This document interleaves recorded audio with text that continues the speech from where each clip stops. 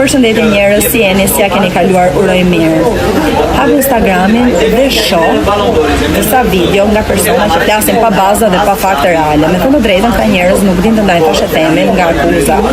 Nëse tashetemi dhe mungesa e lirë e fjalës brenda protokolleve mediatike do të ishin të ndaluara me ligj, atëherë vendi ynë do të ishte shumë vite pas sistemi ton politik. E shikoj që nuk ja keni fare iden e mediave globale, e rubrikave roz, ose gossip, shojeni si të doni jo. Unë jam shumë e hapur për luftën virtuale dhe administrative. Por, ditë ju them edhe diçka. Luftën e keni të humbur me mua.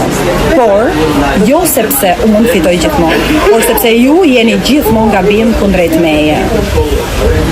Me ç'po shoh, dosja do na shkojë në hak. Por unë kam një bashkëpunëtor in crime, i cili është Ronaldo Sharka. Sepse ai e kishte armën, pra kufjet, mikrofonin dhe pyetjen. Gjithsesi, merreni me sportivitet, sepse në fund fare unë thash diçka që e lash si tash e them dhe e theksuam që mos të kishte keq kuptime dhe keq interpretime. Ju lutem, çdo gjë që thuhet në rrjetet sociale mundoheni ta merrni ashtu siç ne e themi dhe jo siç juve ju leverdis për të bërë këtë gjullurdinë e madhe. Jo vorbulla me mua dhe jo labirinte që nuk kanë krye.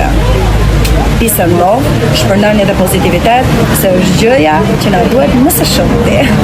Edhe diçka, humori dhe sarkazma gjithmonë më kanë përfaqësuar.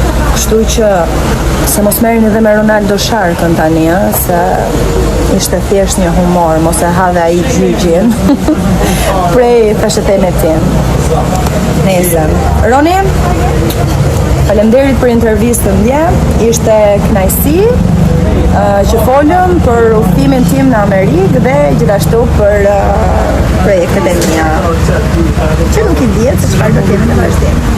Përshëndetje për të disatën herë. Dua t'i qartësoj pak të punën e thashethemit, që kur dikush ju pyet ose mua konkretisht, unë për respekt, kulturë, për edukat, ja kthej një përgjigje se çfarë kam dëgjuar. Por gjithsesi, këtë nuk e vërtetojmë dot as unë, as ju. E lëm të thashethemi.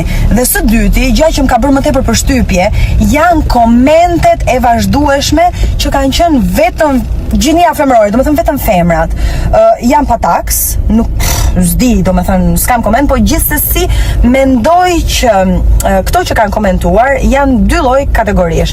Së pari, femrat që janë të treta në një marrëdhënie, që fundja, një këshill për ju, burri kur nuk do ta lëm gruan për dikës ju. Dhe së dyti, gratë që është dekompozuar marrëdhënia e tyre, pra që nuk janë të lumtura. Do të thënë, ishte thjesht një koment, një përgjigje që unë e ktheva drejt personit që më pyeti. Gjithsesi, mos e merrni me stres, merrni me sportivitet, si puna ime.